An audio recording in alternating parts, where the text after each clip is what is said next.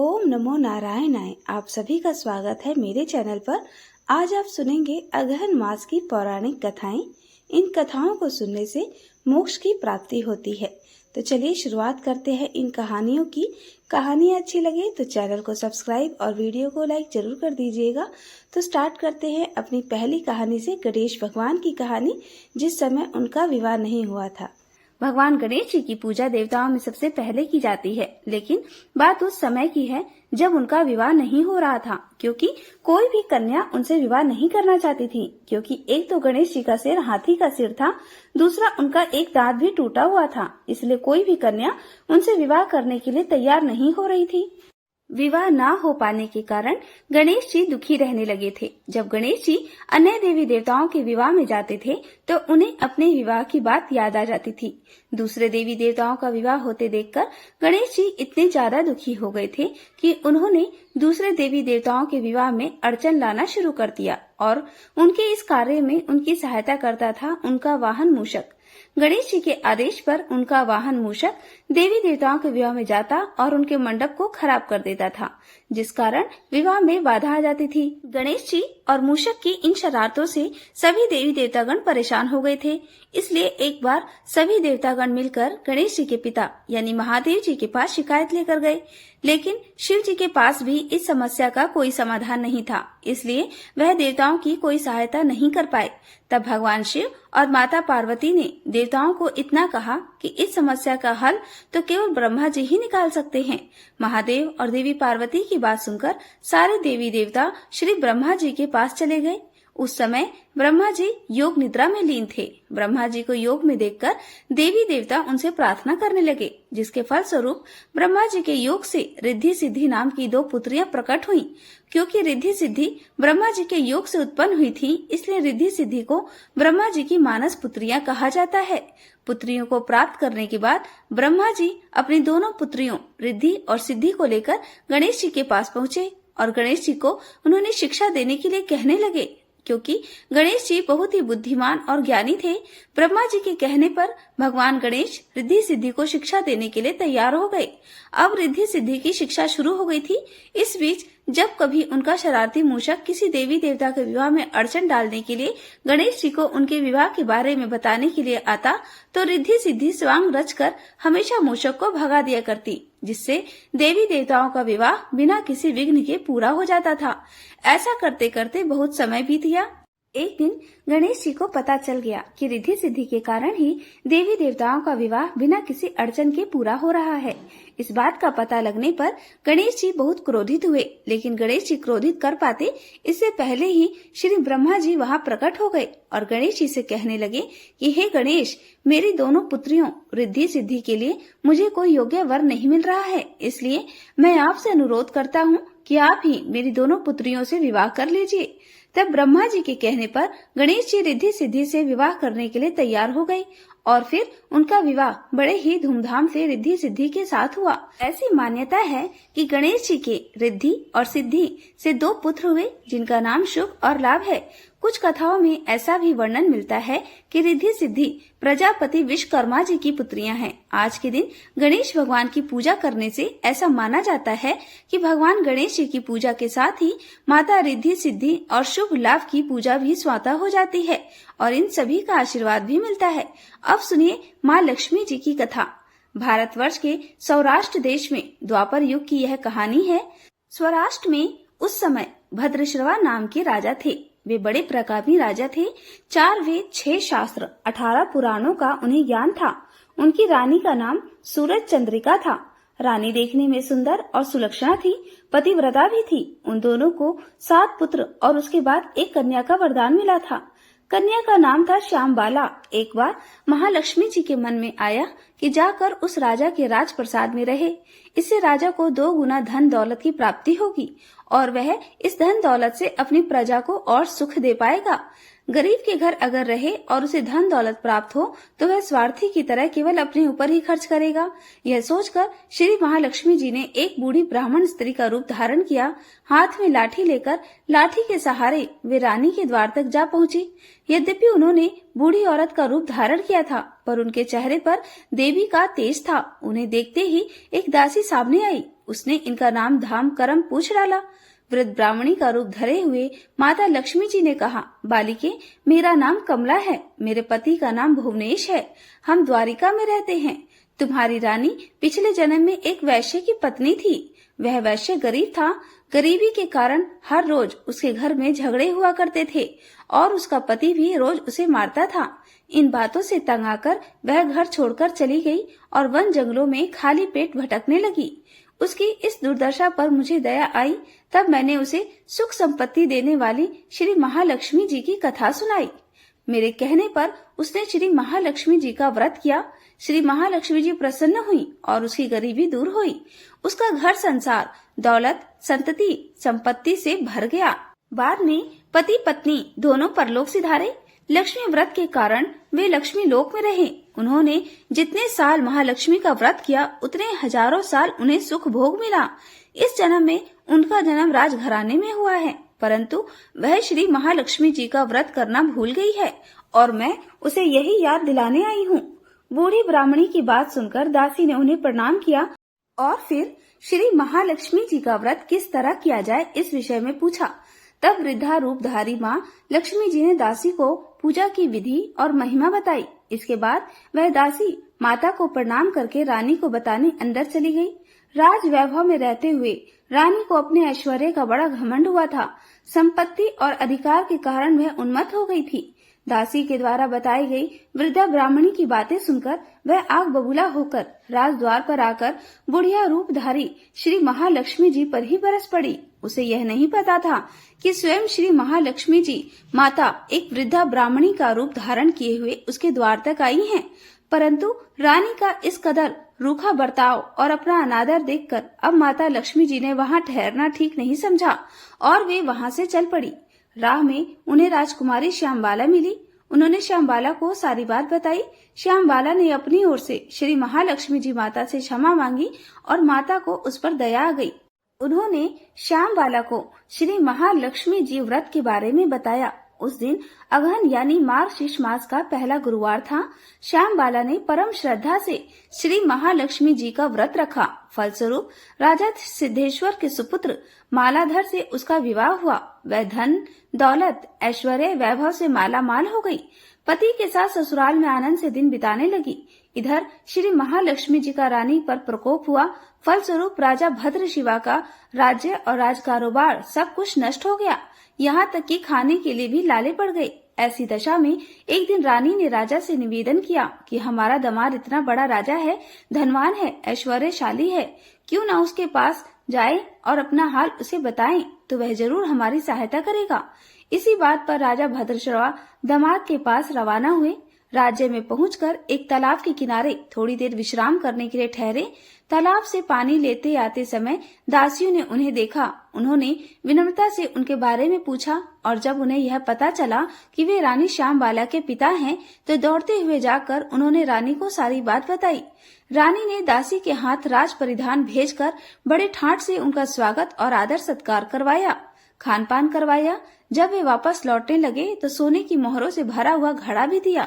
राजा भद्रश्रवा जब वापस लौटे तो उन्हें देखकर उनकी पत्नी रानी सूरज चंद्रिका बड़ी खुश हुई। उन्होंने सोने की मोहरों से भरे घड़े का मुंह खोलकर देखा, लेकिन हाय भगवान, घड़े में तो धन दौलत के बदले कोयले मिले और यह सब श्री महालक्ष्मी जी के प्रकोप से हुआ।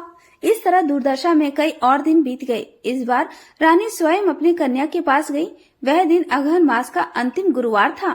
श्यामबाला ने श्री महालक्ष्मी जी का व्रत किया था। पूजा की और अपनी माता से भी व्रत करवाया। इसके बाद रानी अपने घर आ गई। श्री महालक्ष्मी जी का व्रत रखने पर उसे फिर से अपना राजपाट, धन दौलत, ऐश्वर्य प्राप्त हुआ। कुछ दिनों के बाद राजकन्या श्यामबाला अपने पिता के घर अपने मायके में आई। उसने अपने घर देखकर अब सूरज चंद्रिका को पुरानी बातें याद आ गई। यहाँ की श्यामबाला ने अपने पिता को घड़ा भरकर कोयला दिया था और तो उसे कुछ भी नहीं दिया था। इस कारण श्यामबाला को पिता के घर आने पर उसका कोई भी आदर सत्कार प्राप्त नहीं हुआ। उसका किसी ने सम्मान नहीं किया, बल्कि अनादर ही हुआ। पर उसने इस बात का बुरा नहीं माना। अपने घर लौटते समय उसने पिता से घर से थोड़ा नमक ले लिया और अपने घर अपने ससुराल लौटने पर उसके पति ने जब पूछा कि अपने मायके से क्या लाई हो, तब उसने जवाब दिया कि वहाँ का सार लाई हूँ। पति ने पूछा, अब भला इसका क्या मतलब हुआ? श्याम बाला ने कहा, थोड़ा धीरज रखो, सब पता चल जाएगा। उस दिन श्याम बाला ने सारा भोजन नमक डाले बिना बनाया और फिर परोसा। पति ने जब भोजन किया तो सारा भोजन बिना नमक का था, इसलिए स्वाद नहीं आया। फिर श्याम बाला ने थाली में नमक डाला, इससे सारा भोजन स्वादिष्ट लगने लगा। तब श्याम बाला ने अपने पति से कहा, यही वह मायके से लाया हुआ सार। पति को उसकी बात बहुत अच्छी लगी। फिर वे दोनों हंसी मजाक करते हुए भोजन करने लगे। ऐसा कहा गया है कि जो भी इस तरह से श्रद्धा भाव से श्री महालक्ष्मी जी की पूजा करे तो उसे माँ की कृपा अवश्य ही प्राप्त होती है। सुख संपत्ति शांति की प्राप्ति होती है, सभी मनोकामनाएं भी पूर्ण हो जाती है। परंतु यह सब प्राप्त होने पर माता लक्ष्मी जी की पूजा को कभी भूलना नहीं चाहिए। हर गुरुवार को व्रत पाठ अवश्य करना चाहिए। इस तरह श्री महालक्ष्मी जी की महिमा भक्तों की मनोकामनाएं पूर्ण करती है। अब सुनिए श्री कृष्ण के परम मित्र की कथा। सुदामा ने एक बार श्री कृष्ण से पूछा, कान्हा, मैं आपकी माया के दर्शन करना चाहता हूँ, कैसी होती है? श्री कृष्ण ने सुदामा को टालना चाहा, लेकिन जब सुदामा जिद करने लगे तब श्री कृष्ण कहने लगे, अच्छा, कभी वक्त आएगा तो जरूर बताऊंगा। फिर एक दिन श्री कृष्ण ने सुदामा से कहा, सुदामा आओ, गोमती में स्नान करने चलते हैं। अब दोनों गोमती नदी के तट पर गए, वस्त्र उतारे और दोनों नदी में उतर गए। श्री कृष्ण तो स्नान करके तट पर लौट गए और पीताम्बर पहनने लगे। उधर सुदामा ने देखा कि कृष्ण तो तट पर चले गए हैं, मैं एक और डुबकी लगा लेता हूँ। और जैसे ही सुदामा ने एक डुबकी और लगाई, सुदामा को लगा मानो गोमती में बाढ़ आ गई हो, वह बहे जा रहे हो। सुदामा जैसे तैसे घाट के किनारे रुके, घाट पर चढ़े घूमने लगे। घूमते घूमते गांव के पास आ गए और वहाँ एक हाथिनी ने उनके गले में फूल माला पहना दी। सुदामा हैरान, लोग इकट्ठा हो गए। लोगों ने कहा, हमारे देश के राजा की मृत्यु हो गई है। हमारा नियम है, राजा की मृत्यु के बाद हाथिनी जिस भी व्यक्ति के गले में माला पहना दे वही हमारा राजा हो जाता है। और हाथिनी ने आपके गले में माला पहनाई है, इसलिए अब तो आप ही हमारे राजा हैं। सुदामा हैरान हुए, मैं राजा बन गया और फिर एक राजकन्या के साथ उनका विवाह भी हो गया, पुत्र भी पैदा हो गए। एक दिन सुदामा की पत्नी बीमार पड़ गई, आखिर में मर गई। सुदामा दुख से रोने लगे। उसकी पत्नी जो मर गई थी, जिन्हें वह बहुत चाहते थे, बहुत सुंदर थी, सुशील थी, वह पत्नी मर गई। इस कारण सुदामा बहुत दुखी हुए। लोग इकट्ठा हो गए और उन्होंने सुदामा से कहा कि आप रोइए मत, आप हमारे राजा हैं, लेकिन जहाँ पर आपकी रानी गई है वहीं अब आपको भी जाना है। यह तो मायापुरी का नियम है। आपकी पत्नी को चिता में अग्नि दी जाएगी और आपको भी अपनी पत्नी की चिता में प्रवेश करना ही होगा। आपको भी अपनी पत्नी के साथ जाना ही होगा। यह सुनते ही सुदामा की तो सांस रुक गई, डर के मारे हाथ पांव फूल गए। अब मुझे भी मरना होगा, मेरी पत्नी की मृत्यु हुई है, मेरी तो नहीं हुई, भला फिर मैं क्यों मरूं? यह कैसा नियम है? सुदामा अब अपनी पत्नी की मृत्यु को भूल गए, उस दुख को भी भूल गए, उनका रोना भी बंद हो गया और अब वह अपनी ही चिंता करने लगे। कहने लगे कि भाई, मैं तो मायापुरी का वासी नहीं हूँ, मुझ पर आपकी नगरी का कानून लागू नहीं होता, मुझे क्यों जलना होगा? लोग नहीं माने, कहने लगे, अपनी पत्नी के साथ आपको भी चिता में जलना होगा, मरना होगा, यह यहाँ का नियम है। लोगों की बात सुनकर सुदामा ने कहा, अच्छा भाई, चिता जलने से पहले मुझे स्नान तो कर लेने दो। पहले लोग तो नहीं माने, लेकिन जब सुदामा ने बहुत अनुनय विनय की तो फिर उनकी बात मान ली गई और उन्होंने कुछ हथियार बंद लोगों की ड्यूटी वहां पर लगा दी। सुदामा को स्नान करने दो, देखना कहीं भाग ना जाए। अब रह रहकर सुदामा डर के मारे रो उठते। सुदामा इतना डर गए कि उनके हाथ पैर कांपने लगे। किसी तरह कप कपाते हुए वह नदी में उतरे, डुबकी लगाई और फिर जैसे ही बाहर निकले उन्होंने देखा कि माया नगरी कहीं पर भी नहीं और किनारे पर तो कृष्ण अभी तक अपना पीताम्बर ही पहन रहे हैं और इधर वो एक दुनिया घूम आए हैं। मौत के मुंह से बचकर निकले हैं सुदामा। तुरंत नदी से बाहर निकल आए और उनकी आंखों से लगातार आंसू बहे जा रहे थे। श्री कृष्ण ने देखा तो हैरान हुए, हालांकि सब कुछ जानते थे, फिर भी अनजान बनते हुए श्री कृष्ण ने सुदामा से पूछा, सुदामा, तुम क्यों रो रहे हो? सुदामा बोले, कृष्ण, मैंने जो देखा है वह सच था या जो मैं देख रहा हूँ यह सच है? श्री कृष्ण मुस्कुराए और कहने लगे, जो देखा भोगा वो सच नहीं, भ्रम था, स्वप्न था, माया थी मेरी, और तुम जो अब मुझे देख रहे हो यही सच है। मैं ही सच हूँ। मुझसे अलग जो कुछ भी है वह मेरी माया ही है। और सुदामा जो मुझे ही सर्वत्र देखता है, मुझे महसूस करता है, उसे मेरी माया स्पर्श नहीं करती। माया स्वयं का विस्मरण है। माया अज्ञान है और इंसान तो माया की कठपुतली है, जिसे माया चाहे जैसे चाहे नचाती ही रहती है। जो प्रभु श्री कृष्ण से जुड़ा है वह नाचता नहीं, भ्रमित नहीं होता, माया से दूर ही रहता है। वह जान जाता है और सुदामा भी जान गए थे। जो जान गया अब वह भला श्री कृष्ण से अलग कैसे रह सकता है। अब तो आप श्री कृष्ण को जान गए होंगे, इसका मतलब आप भी माया से दूर ही हैं। ठाकुर जी की ये कहानी कि ठाकुर जी को लड्डू गोपाल क्यों कहते हैं, उनका नाम लड्डू गोपाल क्यों पड़ा, और कुंभन दास की कहानी। यह कथा है ब्रजभूमि की। ब्रजभूमि में भगवान श्री कृष्ण के एक परम भक्त रहा करते थे। उनका नाम था कुंभन दास। कुंभन दास का एक पुत्र था रघुनंदन। कुंभन दास हर समय प्रभु श्री कृष्ण की भक्ति में ही लीन रहा करते थे और पूरे नियम से भगवान श्री कृष्ण की सेवा किया करते थे। वे उन्हें छोड़कर कहीं नहीं जाते थे ताकि उनकी सेवा में कोई विघ्न ना हो। एक दिन वृंदावन से उनके लिए भागवत कथा करने का न्योता आया।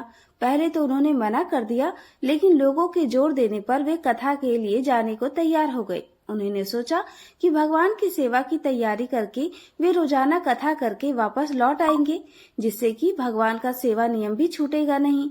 उन्होंने अपने पुत्र को समझा दिया कि वह भोग तैयार कर चुके हैं, तुम्हें बस समय पर ठाकुर जी को भोग लगा देना है। कुंभन दास ने अपने पुत्र रघुनंदन को समझाया और वहां से प्रस्थान कर दिए। अब जैसा उन्होंने कहा था, रघुनंदन ने बिल्कुल वैसा ही किया।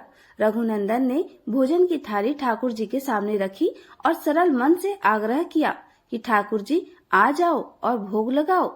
उसके बाल मन में यह छवि थी कि वे आकर अपने हाथों से ही भोजन करेंगे, जैसे हम सभी करते हैं। उसने बार बार ठाकुर जी से आग्रह किया, लेकिन भोजन तो वैसे का वैसा ही रखा रहा। अब रघुनंदन उदास हो गया।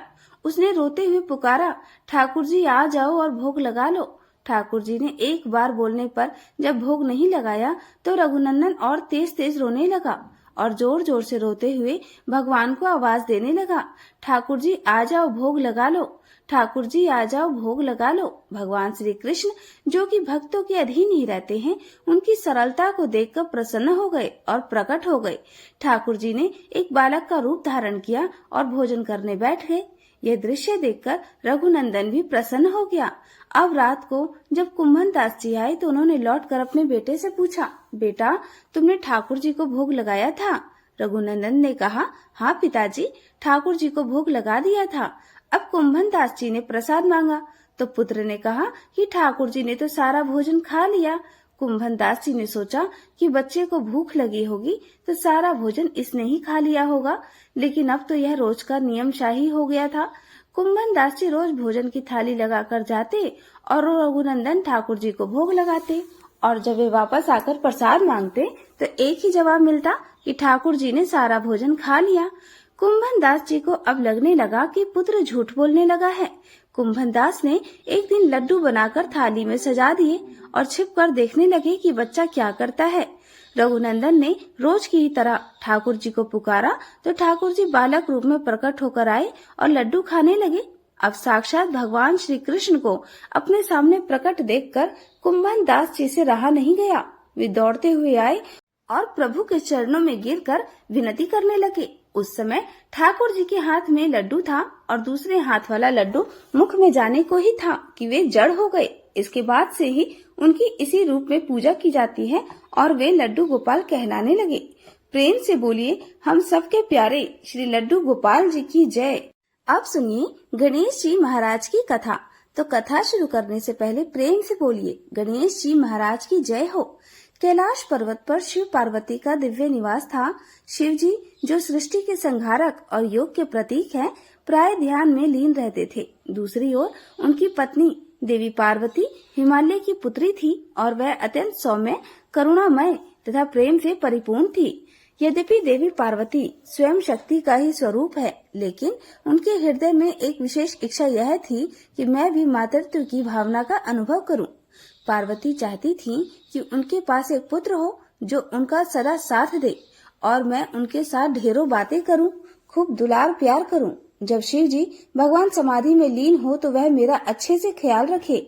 तो एक दिन भगवान शिव अपनी साधना में लीन थे तो पार्वती जी ने अपने शरीर से उतारे हुए हल्दी के उपटन को एकत्रित करके एक सुंदर बालक की प्रतिमा बनाई और उस मूर्ति को अपने प्रेम और मातृ शक्ति से प्राण देकर जीवन दान दे दिया। वह बालक तेजस्वी था, जिसका रूप और सौंदर्य बहुत ही अद्भुत था। उसने पार्वती माता को प्रणाम करके कहा कि माता कहो क्या आज्ञा है।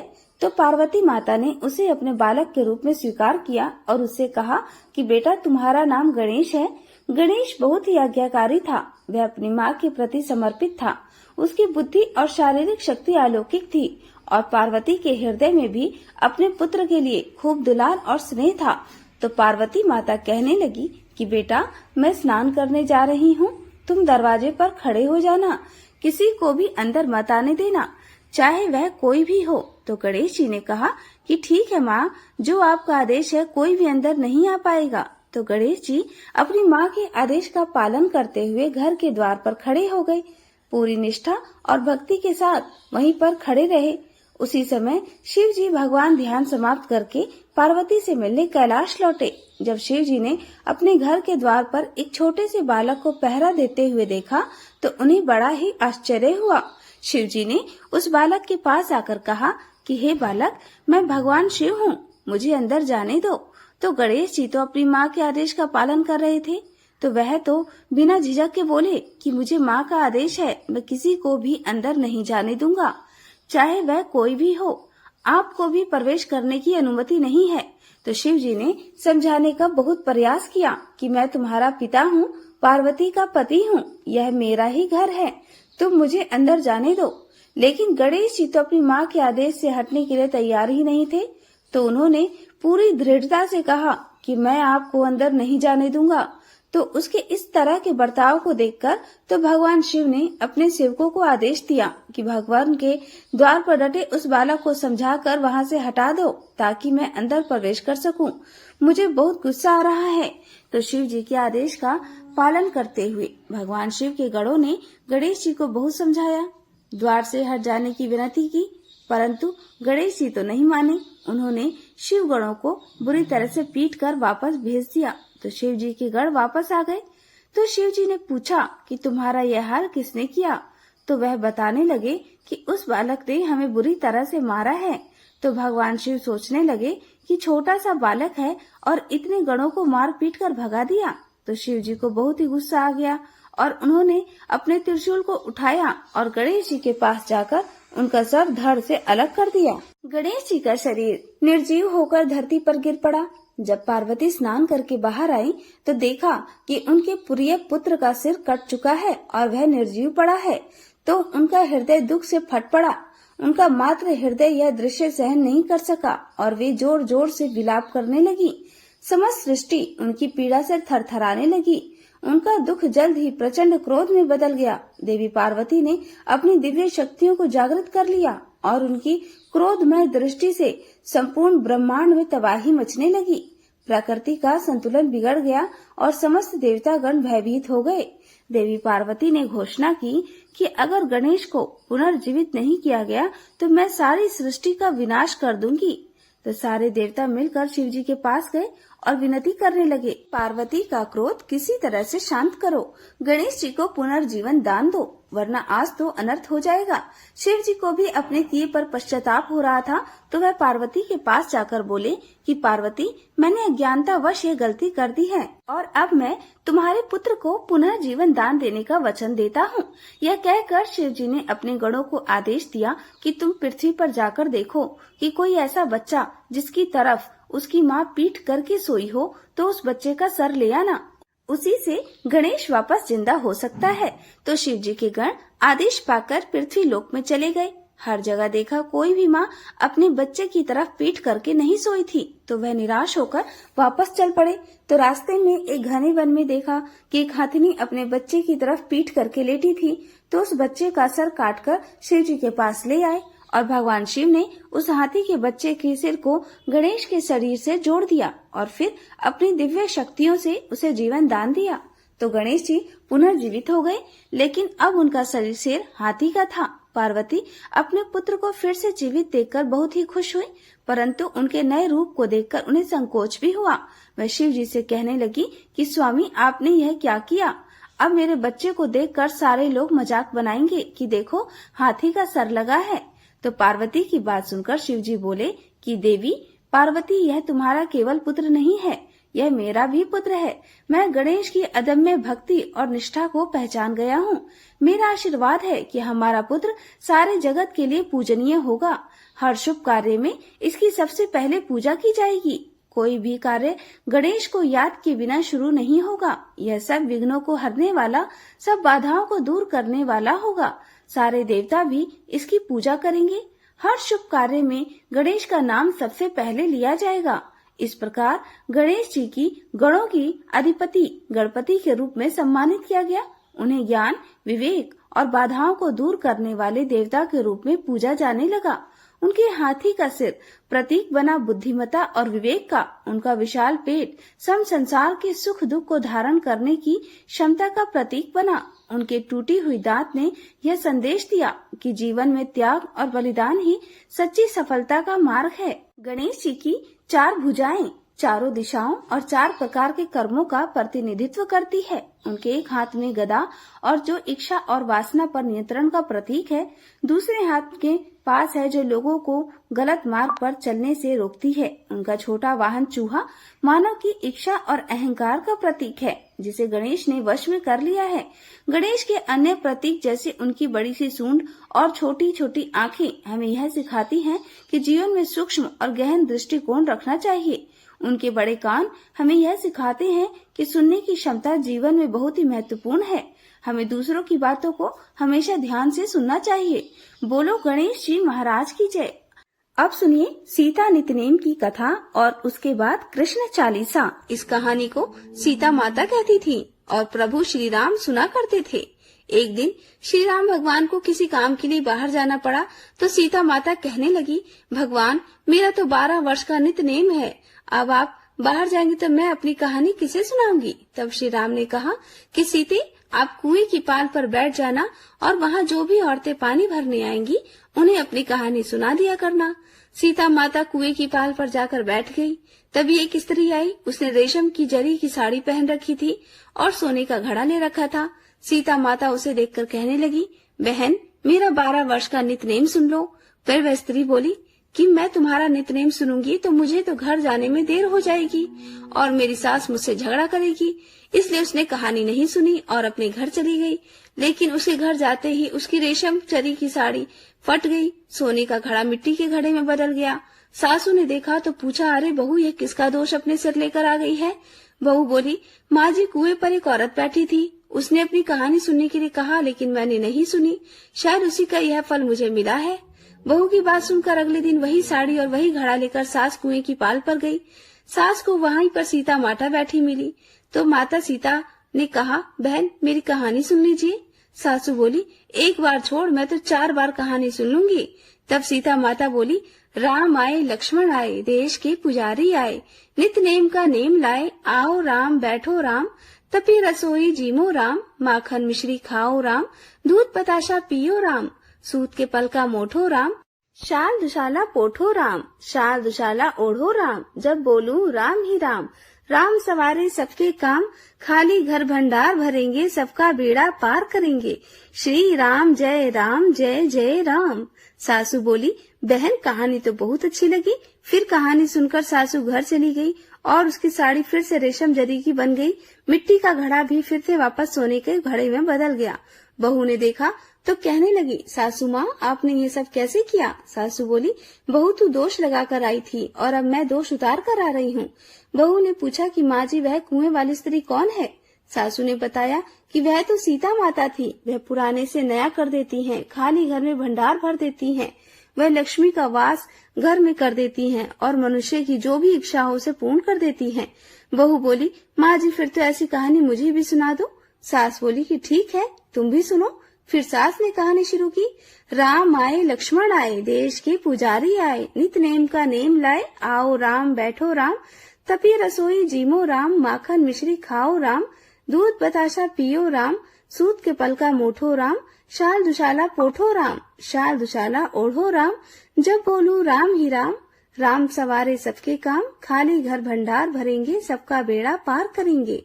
बोलो श्री राम जय जय राम। कहानी सुनकर बहू बोली, माँ जी कहानी तो बहुत अच्छी है। सासू ने कहा, ठीक है, अब से हम इस कहानी को रोज क्या करेंगे। अब सास बहू रोज सवेरे उठती, नहाती धोती और पूजा करने के बाद नित्य नेम की सीता माता की कहानी कहती थी। एक दिन की बात है, उनके यहाँ पड़ोस की एक औरत आई और बोली, बहन जरा सी आँच तो दे देना। तो बहू बोली, आँच तो अभी हमने जलाई ही नहीं। पड़ोसन बोली, तो फिर तुम सुबह 4 बजे उठकर क्या कर रही हो। तो उन्होंने कहा, हम तो सुबह सुबह उठकर पूजा करते हैं, फिर सीता माता की नित्य नेम की कहानी सुनते हैं। पड़ोसन ने उनकी बात सुनकर कहा, सीता माता की कहानी कहने से तुम्हें क्या मिला। तब वे दोनों बोली, सीता माता की कहानी कहने से घर में भंडार भर जाते हैं, सारे काम पूर्ण हो जाते हैं, मन की इच्छा भी पूरी हो जाती है।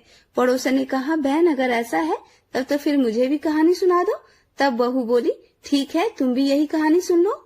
राम आए लक्ष्मण आए, देश के पुजारी आए, नित्य नेम का नेम लाए, आओ राम बैठो राम, तपी रसोई जीमो राम, माखन मिश्री खाओ राम, दूध बताशा पियो राम, सूत के पल का मोठो राम, शाल दुशाला पोठो राम, शाल दुशाला ओढ़ो राम, जब बोलू तब राम ही राम, राम सवारे सबके काम, खाली घर भंडार भरेंगे, सबका बेड़ा पार करेंगे। श्री राम जय जय राम। पड़ोसन ने इस कहानी को सुना तो कहने लगी, बहन कहानी तो बहुत अच्छी लगी। अब वह पड़ोसन भी नित्य नेम सीता माता की कहानी कहने लगी। कहानी कहने से सीता माता ने पड़ोसन के भी धन के भंडार भर दिए। देखते ही देखते अब तो पूरे मोहल्ले में नित्य नेम की कथा चल पड़ी और हर किसी की मनोकामना पूर्ण होने लगी। हे सीता माता, जैसे आपने उन सभी के भंडार भरे, वैसे ही हमारे भी भरना। कहानी कहने वाले, सुनने वाले और हुंकार भरने वाले सबकी भरना। सभी प्रेम से बोलिए, सीता मैया की जय। गणेश भगवान की कथा। एक बार पार्वती जी ने गणेश जी से पूछा कि अगहन मास की कृष्ण चतुर्थी को संकष्टी क्यों कहते हैं। उस दिन किस गणेश की पूजा किस रीति से करनी चाहिए। तो गणेश जी ने उत्तर दिया कि हे हिमालय नंदिनी, अगहन में पूर्वक रीति से गजानन नामक गणेश की पूजा करनी चाहिए। पूजन के बाद अर्घ देना चाहिए। दिन भर व्रत रहकर पूजन के बाद ब्राह्मणों को भोजन कराकर जो तिल चावल चीनी घृत का चकला बनाकर हवन कराए तो वह अपने शत्रु को वशीभूत कर सकता है। इस संबंध में मैं एक प्राचीन इतिहास सुनाता हूँ। प्राचीन काल में त्रेता युग में दशरथ नामक एक प्रतापी राजा थे। वे राजा अखेट प्रिय थे। एक बार अनजाने में उन्होंने एक श्रवण कुमार नामक ब्राह्मण का अखेट में वध कर दिया। उस ब्राह्मण के अंधे माँ बाप ने राजा को श्राप दिया कि जिस प्रकार हम लोग पुत्र शोक में मर रहे हैं, उसी भांति तुम्हारा भी पुत्र शोक में मरण हो। इससे राजा को बहुत चिंता हुई। उन्होंने पुत्र यज्ञ कराया। फलस्वरूप जगदीश्वर ने राम रूप में अवतार लिया। भगवती लक्ष्मी जानकी रूप में अवतरित हुई। पिता की आज्ञा पाकर राम, सीता और लक्ष्मण सहित वन को गए, जहाँ उन्होंने खरदूषण आदि अनेक राक्षस और राक्षसों का वध किया। इससे क्रोधित होकर रावण ने सीता जी का अपहरण कर लिया। तो सीता जी की खोज में भगवान राम ने पंचवटी का त्याग कर दिया और ऋषिमुख पर्वत पर पहुंचकर सुग्रीव के साथ मैत्री की। उसके बाद सीता जी की खोज में हनुमान आदि वानर तत्पर हुए। ढूंढते ढूंढते वानर ने गिद्ध संपाति को देखा। इन वानरों को देखकर संपाति ने पूछा कि कौन हो, इस वन में कैसे आए हो, तुम्हें किसने भेजा है, यहाँ पर तुम्हारा आना किस प्रकार हुआ है। संपाति की बात सुनकर वानरों ने उत्तर दिया कि भगवान विष्णु के अवतार दशरथ नंदन राम जी और सीता जी लक्ष्मण सहित दंडक वन में आए हैं। वहाँ पर उनकी पत्नी सीता जी का अपहरण कर लिया गया है। हे मित्र, इस बात को हम लोग नहीं जानते कि सीता कहाँ है। उनकी बात सुनकर संपाति ने कहा, तुम सब रामचंद्र के सेवक होने के नाते हमारे मित्र हो। जानकी जी का जिसने हरण किया है, वह जिस स्थान पर है वह मुझे मालूम है। सीता जी के लिए मेरा छोटा भाई जटायु अपने प्राण गंवा चुका है। यहाँ से थोड़ी दूरी पर समुद्र है। समुद्र के उस पार राक्षस नगरी है। वहाँ अशोक के पेड़ के नीचे सीता जी बैठी हैं। रावण द्वारा अपहरण की हुई सीता जी अभी भी मुझे दिखाई दे रही हैं। मैं आपसे सत्य कह रहा हूँ। वानरों में हनुमान जी अत्यंत पराक्रमशाली हैं, अतः उन्हें वहाँ जाना चाहिए। केवल हनुमान जी अपने पराक्रम से समुद्र लांघ सकते हैं, अन्य कोई भी इस कार्य में समर्थ नहीं है। संपाति की बात सुनकर हनुमान जी ने पूछा, हे संपाति, इस विशाल समुद्र को मैं किस प्रकार पार कर सकता हूँ?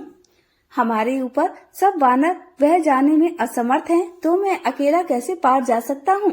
हनुमान जी की बात सुनकर संपाति ने उत्तर दिया, हे मित्र, आप संकट नाशक गणेश चतुर्थी का व्रत कीजिए। उस व्रत के प्रभाव से समुद्र को क्षण भर में पार कर लेंगे। संपाति के आदेश से संकट चतुर्थी के उत्तम व्रत को हनुमान जी ने किया।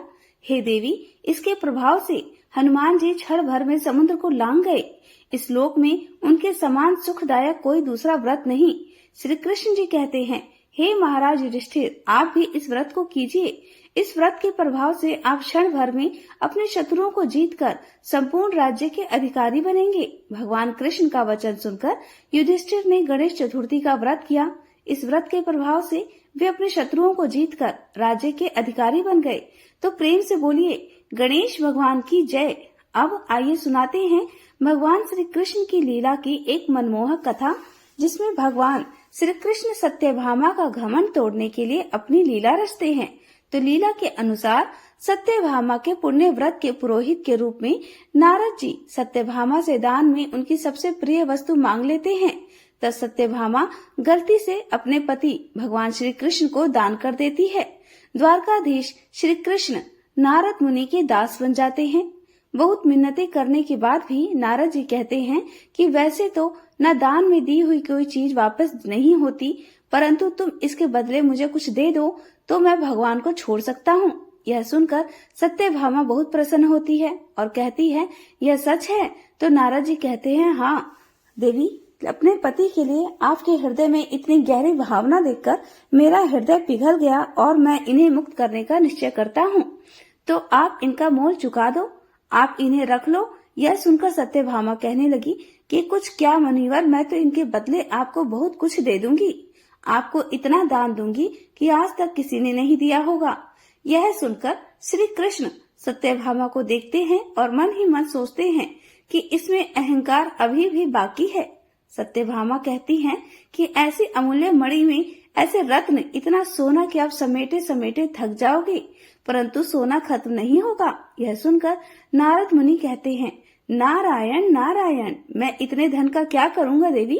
शास्त्र तो कहता है कि ब्राह्मण को कभी भी लोभी नहीं होना चाहिए। मैं तो उतना ही लूंगा जितनी शास्त्र में मर्यादा है। तो सत्यभामा कहती है, हे नारद मुनि, शास्त्र में कितनी मर्यादा है? तो इसको सुनकर नारद मुनि कहते हैं, शास्त्र कहता है कि भगवान श्री कृष्ण के बदले आप तौल कर कोई भी पदार्थ दे दीजिए, बस प्रश्न हो जाएगा। यह सुनकर सत्यभामा ने कहा, कोई भी पदार्थ? अर्थात सत्यभामा की बात सुनकर नारद जी फिर कहते हैं, नारायण नारायण, देवी कुछ भी फल फूल चाहे पत्ते दे दो, बस आपकी श्रद्धा होनी चाहिए।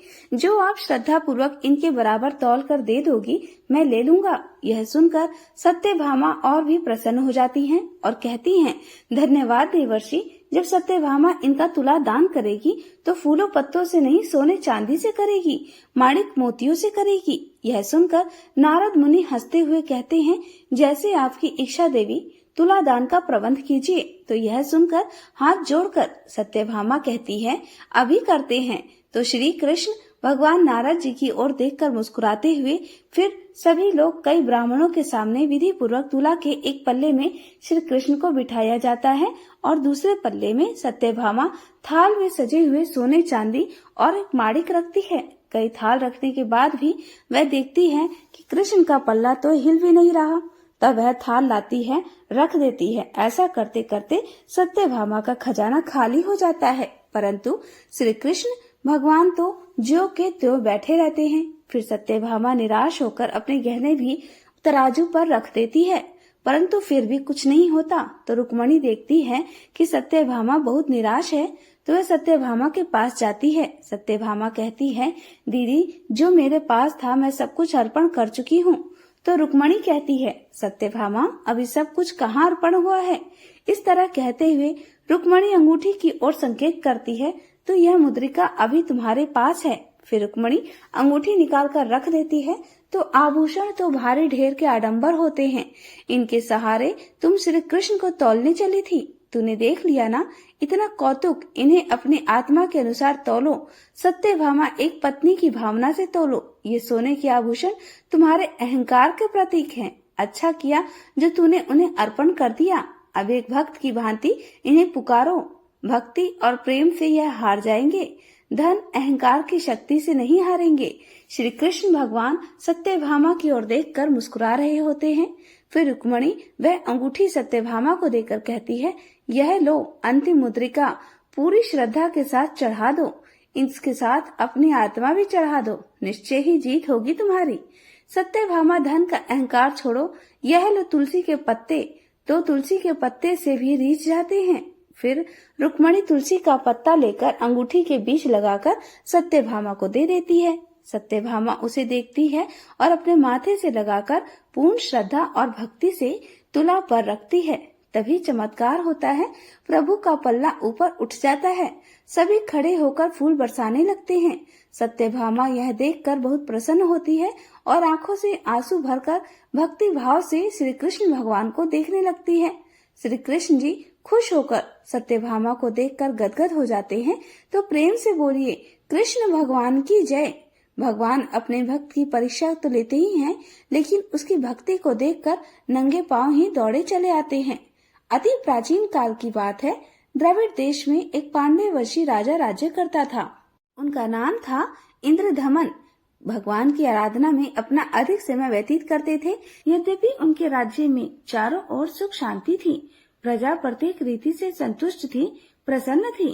फिर भी राजा इंद्रदुम्न अपना समय राज कार्य में बहुत ही कम दे पाते थे। उनका कहना था कि भगवान विष्णु ही मेरे राज्य की व्यवस्था करते हैं, इसलिए वे अपने इष्ट परम प्रभु की उपासना में ही सदा लीन रहा करते थे। राजा इंद्रदुम्न के मन में आराधना की लालसा बढ़ती ही चली गई। इस कारण एक बार वे राज्य को त्याग कर मलय पर्वत पर रहने लगे। तब उन्होंने अपना वेश तपस्वियों जैसा बना लिया। सिर के बाल बढ़कर जटा के रूप में हो गए थे और वे निरंतर पर ब्रह्म परमात्मा की आराधना में तल्लीन रहते। उनके मन और प्राण भी श्री हरि के चरण कमलों में मधुकर बने रहते। इनके अलावा उन्हें जगत की कोई भी वस्तु नहीं सुहाती थी। उन्हें राजकोष, प्रजा तथा पत्नी आदि किसी प्राणी या पदार्थ की स्मृति ही नहीं थी। किसी की भी याद नहीं आती थी। एक बार की बात है, राजा इंद्रदुम्न प्रतिदिन की तरह स्नानादि से निवृत्त होकर सर्वसमर्थ प्रभु की उपासना में लीन थे। उन्हें बाहरी जगत का कुछ भी ध्यान नहीं था। संयोग से उसी समय महर्षि अगस्त्य अपने समस्त शिष्यों के साथ वहां पहुंच गए, लेकिन न पार्थ्य, न अर्घ, न स्वागत। मौन वृत्ति राजा इंद्रदुम्न परम प्रभु के ध्यान में निमग्न थे, जिस कारण महर्षि अगस्त्य क्रोधित हो गए और उन्होंने क्रोधित होकर राजा इंद्रदुम्न को श्राप दे डाला कि इस राजा ने गुरुजनों से शिक्षा नहीं ग्रहण की है और अभिमानवश परोपकार से निर्वृत्त होकर यह मनमानी कर रहा है। ऋषियों का अपमान करने वाला यह राजा हाथी के समान जड़ बुद्धि है, इसलिए इसे घोर अज्ञान में हाथी की योनि प्राप्त हो। महर्षि अगस्त्य भगवत भक्त इंद्रदुम्न को यह श्राप देकर वहां से चले गए। राजा इंद्रदुम्न ने भी इसे श्री मंगलमय विधान समझकर प्रभु के चरणों में सिर रख दिया। क्षीराव में 10 सहस्त्र योजन लंबा चौड़ा और ऊंचा त्रिकुट नामक पर्वत था। वह पर्वत अत्यंत सुंदर और श्रेष्ठ था। उस पर्वत राज त्रिकुट की तराई में ऋतु नामक भगवान वरुण का क्रीड़ा कानन था। उनके चारों ओर सुंदर दिव्य वृक्ष सुशोभित थे। वे वृक्ष सदा ही पुष्पों और फलों से लदे रहते थे। उसी क्रीड़ा कानन ऋतुमान के पास में पर्वत श्रेष्ठ त्रिकुट के गहन वन में हथनियों के साथ अत्यंत शक्तिशाली और अमित पराक्रमी गजेंद्र रहा करता था। एक बार की बात है, गजेंद्र अपने साथियों से प्यास लगने के कारण बहुत व्याकुल हो गया था। वह कमल की गंध से सुगंधित वायु को सूंघकर एक मन को लुभाने वाले विशाल सरोवर के तट पर जा पहुंचा। गजेंद्र ने उस सरोवर के निर्मल, शीतल और मीठे जल में प्रवेश किया। पहले तो उसने जल पीकर अपनी प्यास बुझाई, फिर उसी जल में स्नान कर उसने अपनी थकान दूर की। इसके बाद उसने जल क्रीड़ा आरंभ कर दी। वह अपने सूंड में जल भरकर उसकी फुहारों से हथनियों को स्नान कराने लगा। तभी अचानक गजेंद्र ने सूंड उठाकर चिल्लाना शुरू कर दिया। पता नहीं किधर से एक मगर ने आकर उस गजेंद्र का पैर पकड़ लिया था। गजेंद्र ने अपना पैर छुड़ाने के लिए पूरी ताकत लगा दी, लेकिन उसका वश नहीं चला। मगर के मुंह से उसका पैर नहीं छूट पाया। अपने स्वामी गजेंद्र को ग्रहग्रस्त देखकर हथनियां, कलह और अन्य जो गज वहां पर थे वह सभी व्याकुल हो गए। वे सूंड उठाकर चिंगाड़ने और गजेंद्र को बचाने के लिए सरोवर के भीतर बाहर दौड़ने लगे। उन्होंने पूरा प्रयास किया लेकिन सफल नहीं हो पाए। वस्तुतः महर्षि अगस्त्य के श्राप से राजा इंद्रदुम्नि ही गजेंद्र हो गए थे और गंधर्व हुहुम महर्षि देवल के श्राप से ग्रह हो गए थे। वे भी अत्यंत पराक्रमी थे। दोनों के बीच इस प्रकार संघर्ष चलता रहा। गजेंद्र खुद को बाहर खींचता और वह मगर गजेंद्र को भीतर खींचता। सरोवर का निर्मल जल उनकी खींचातानी से गंदला हो गया। कमल दल शत विशत हो गए। जल के अंदर रहने वाले जल जंतु व्याकुल हो उठे। गजेंद्र और ग्रह का यह संघर्ष 1 सहस्त्र वर्ष तक चलता रहा। वे दोनों जीवित ही रहे। यह दृश्य देखकर देवगण चकित हो गए। अतः एक दिन गजेंद्र का शरीर कमजोर पड़ गया। उसके शरीर में शक्ति और मन में उत्साह नहीं रहा, किंतु जलचर होने के कारण ग्रह की शक्ति में कोई कमी नहीं आई। उसकी शक्ति और बढ़ गई। वह नवीन उत्साह से और अधिक ताकत लगाकर गजेंद्र को पानी के अंदर खींचने लगा। असमर्थ गजेंद्र के प्राण अब संकट में पड़ गए। उसकी शक्ति और पराक्रम का अहंकार चूर चूर हो गया। वह पूरी तरह से निराश हो गया, किंतु पूर्व जन्म की निरंतर भगवत आराधना के फल स्वरूप उसे भगवान की स्मृति हो आई। उसने निश्चय किया कि मैं कराल काल के भय से चराचर प्राणियों के शरण्य सर्व समर्थ प्रभु की शरण ग्रहण करता हूँ। इस निश्चय के साथ ही गजेंद्र मन को एकाग्र कर पूर्व जन्म में सीखे श्रेष्ठ स्त्रोत द्वारा परम प्रभु की स्तुति करने लगा। गजेंद्र की स्तुति सुनकर सर्वात्मा सर्वदेव रूप भगवान विष्णु प्रकट हो गए। गजेंद्र को पीड़ित देखकर भगवान विष्णु गरुड़ पर आरूढ़ होकर अत्यंत तेजी से उस सरोवर के तट पर जा पहुँचे। जब जीवन से निराश और पीड़ा से छटपटाते गजेंद्र ने हाथ में चक्र लिए गरुड़ पर विराजमान भगवान विष्णु की तीव्रता से अपनी ओर आते देखा, तो उसने कमल का एक सुंदर पुष्प अपनी सूंड में लेकर ऊपर उठाया और बड़े कष्ट से कहा, नारायण, हे जगत गुरु, हे भगवान, आपको नमस्कार है। गजेंद्र को इस प्रकार पीड़ित देखकर भगवान विष्णु गरुड़ की पीठ से कूद पड़े और गजेंद्र के साथ उस ग्रह अर्थात मगरमच्छ को भी सरोवर से बाहर खींच लाए और तुरंत ही अपने तीक्ष्ण चक्र से ग्रह का मुंह फाड़कर गजेंद्र को मुक्त कर दिया। ब्रह्मा आदि देवगण भी श्री हरि की प्रशंसा करते हुए उनके ऊपर स्वर्गीय पुष्पों की वर्षा करने लगे। सिद्ध और ऋषि महर्षि पर ब्रह्म भगवान विष्णु का गुणगान करने लगे, जय जयकार करने लगे। ग्रह दिव्य शरीरधारी हो गया। उसने श्री विष्णु के चरणों में सिर रखकर प्रणाम किया और भगवान विष्णु के गुणों की प्रशंसा करने लगा। भगवान विष्णु के मंगलमय वरद हस्त के स्पर्श से पाप मुक्त होकर अभिशप्त हुहु गंधर्व ने प्रभु की परिक्रमा की और उनके त्रैलोक्य वंदित चरण कमलों में प्रणाम कर वह अपने लोक को चला गया। भगवान विष्णु ने गजेंद्र का उद्धार कर उसे अपना पार्षद बना लिया। गंधर्व, सिद्ध और देवक उनकी लीला का गान करने लगे। गजेंद्र की स्तुति से प्रसन्न होकर भगवान विष्णु ने सबके समक्ष कहा, प्यारे गजेंद्र, जो लोग ब्रह्म मुहूर्त में उठकर तुम्हारी की हुई स्तुति से मेरा स्तवन करेंगे, उन्हें मैं मृत्यु के समय निर्मल बुद्धि का दान करूंगा। ऐसा कहकर भगवान विष्णु ने पार्षद रूप में गजेंद्र को साथ लिया और गरुड़ पर आरूढ़ होकर वे अपने दिव्य धाम को चले गए। तो प्रेम से बोलिए लक्ष्मी नारायण भगवान की जय। अब सुनते हैं अगली कहानी।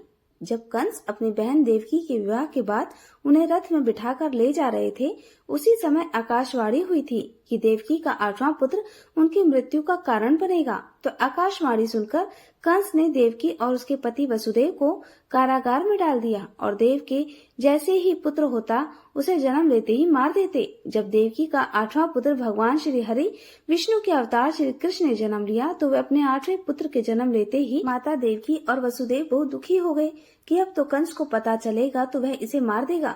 तभी भगवान श्री हरि विष्णु ने उन्हें दर्शन देकर कहा कि मैंने स्वयं आपके यहाँ अवतार लिया है। इसके बाद मेरा पालन पोषण माँ यशोदा और नंद के यहाँ होगा। आप निश्चिंत रहिए, आपके बालक को कुछ नहीं होगा। तो विष्णु जी के यह कहते ही कारागार के सारे दरवाजे अपने आप खुल गए। पहरेदार को नींद आ गई तो वसुदेव ने अपने नवजात शिशु को उठाया और वहाँ से चल पड़े। उस दिन बहुत जोरों से बिजली चमक रही थी, बारिश हो रही थी। बादल गरज रहे थे, बिजली कड़क रही थी। इतने भयानक मौसम में भी वसुदेव अपने बच्चों की जान बचाने के लिए तेज उफान वाली नदी पार करके गोकुल में नंद बाबा के यहाँ पहुँच गए और यशोदा मैया की बगल में अपने बेटे को सुलाकर उनके पास कुछ सोई कन्या को वहाँ से ले आए और वापस कारागार में आ गए। देवकी को वह कन्या सौंप दी। यह सारा काम पूरा होते ही कारागार के दरवाजे फिर से बंद हो गए और पहरेदार नींद से जाग गए। तभी बच्चे के रोने की आवाज सुनाई दी तो पहरेदार भागकर कंस के पास गए और कहने लगे, राजन, देवकी की 8वीं संतान ने जन्म ले लिया है। तो यह सुनते ही कंस खुशी के मारे वहां आया और कन्या को जैसे ही मारना चाहा, वह कन्या उसके हाथों से छूटकर अंतरिक्ष में जा खड़ी हुई और कहने लगी, यह सब तो माया का खेल है। तुम्हें मारने वाला जन्म ले चुका है, वह इस समय गोकुल में है, वही तुम्हारा वध करेगा। यह कहकर वह अंतर्ध्यान हो गई और जब कंस को इस बात का पता चला तो उन्होंने कृष्ण को मारने के लिए कई असुरों को भेजा, जिनमें सभी का वध कृष्ण के हाथों हुआ। अंत में श्री कृष्ण अक्रूर जी के साथ मथुरा पहुँचते हैं और मथुरा पहुंचकर अपने मामा कंस का वध करके माता पिता को कारागार से छुड़ाते हैं। जब भगवान श्री कृष्ण ने माता देवकी और पिता वसुदेव को छुड़वाया तो माता देवकी ने श्री कृष्ण से पूछा, आप तो भगवान हैं, आप चाहते तो हमें इस कारागार से पहले ही मुक्त करा सकते थे, फिर आपने क्यों नहीं कराया? 14 वर्ष का समय क्यों लगाया? तो माता देवकी के प्रश्न के उत्तर में भगवान कृष्ण ने कहा, माता, यह आपके पूर्व जन्म का फल है। पूर्व जन्म में आप अयोध्या के राजा दशरथ की तीसरी पत्नी माता कैकेयी थी और मैं दशरथ माता कौशल्या का पुत्र श्री राम था। आपने मुझे 14 वर्षों का वनवास दिया, इसी कारण इस जन्म में आप 14 वर्षों तक कारागार में बंद रही। माता यशोदा पूर्व जन्म में मेरी कौशल्या थी, जो अपने पुत्र श्री राम से 14 वर्षों तक दूर रही, इसलिए इस जन्म में मैं पहले 14 वर्ष उनके साथ रहा। इसी कारण भगवान श्री कृष्ण ने माता देवकी और वसुदेव को 14 वर्षों के बाद कारागार से मुक्त कराया। यह सब कुछ भगवान श्री कृष्ण की लीला है। अब सुनिए कृष्ण चालीसा। बंसी शोभित कर मधुर, नील जलद तन श्याम, अरुण अधर जनु बिंबा फल, नयन कमल अभिराम, पूर्ण इंद्र अरविंद मुख, पीतांबर शुभ साज, जय मन मोहन मदन छवि, कृष्ण चंद्र महाराज, जय यदुनंदन जय जगवंदन, जय वसुदेव देवकी नंदन, जय यशोदा सुत नंद दुलारे, जय प्रभु भगतन के धृग तारे, जय नट नागर नाग नथैया, कृष्ण कन्हैया धेनु चरैया, पुनि नख पर प्रभु गिरिवर धारो, आओ दीनन कष्ट निवारो, बंशी मधुर अधर धर तेरी, होवे पूर्ण मनोरथ मेरी, आओ हरि पुनि माखन चाखो, आज लाज भारत की राखो, गोल कपोल चबुक अरुणा, मृदु मुस्कान मोहिनी डारे, रंजित राजीव नयन विशाला, मोर मुकुट वैजयंती माला, कुंडल श्रवण पीत पट आछे, कटि किंकड़ी काछनी काछे, नील जलज सुंदर तनु सोहे, छवि लखी सुर नर मुनि मन मोहे, मस्तक तिलक अलक घुंघराले, आओ कृष्ण बांसुरी वाले, करि पय पान पूत नहीं तार्यो, अका बका कागा सुर मार्यो, मधुवन जलत अगिन जब ज्वाला, जय शीतल लखत ही नंद लाला, सुरपति जब ब्रज चढ़यो रिसाई, मूसर धार वारी बरसाई, लगत लगत वर्ज चहन बहायो, गोवर्धन नख धारी बचायो, लखी सूदा मन ब्रह्माधिकाई,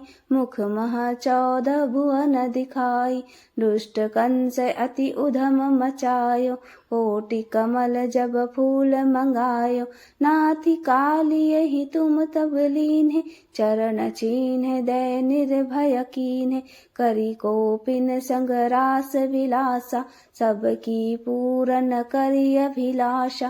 केतिक महा असुर संहारो, कंस ही केस पकड़ी दे मार्यो। मात पिता की बंदी छुड़ाई, उग्रसेन कह राज दिलाई। मही से मृतक छहो सुत लायो, मातु देवकी शोक मिटायो। भौमासुर मुर दैत्य संहारी, लाए षटदश सहस कुमारी। दे भीमहि तृण चीर सहारा, जरा सिंधु राक्षस कह मारा।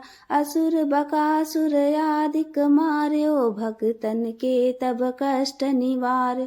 दीन सुदामा के दुख टार्यो, तंदुल 3 मूठ मुख डार्यो। प्रेम के साग विदुर घर मांगे, दुर्योधन के मेवा त्यागे। लखी प्रेम की महिमा भारी, ऐसे श्याम दीन हितकारी। भारत के पारथ रथ हाके, लिए चक्र कर नहीं बल थाके। निज गीता के ज्ञान सुनाए, भगतन हृदय सुधा बरसाए। मीरा थी ऐसी मत वाली, विष पी गई बजा कर ताली। राणा भेजा सांप पिटारी, शाली ग्राम बने बनवारी। निज माया तुम विधि दिखायो, उरते संशय सकल मिटायो। तब शत निंदा करी तत्काला, जीवन मुक्त भयो शिशुपाला। जब ही द्रौपदी टेर लगाई, दीननाथ लाज अब जाई। तुरत ही बसन बने नंद लाला, बढ़े चीर भयारी मुँह काला। अस अनाथ के नाथ कन्हैया, डूबत भवर बचावै अनैया। सुंदर दास आस उरधारी, दया दृष्टि की जय बनवारी।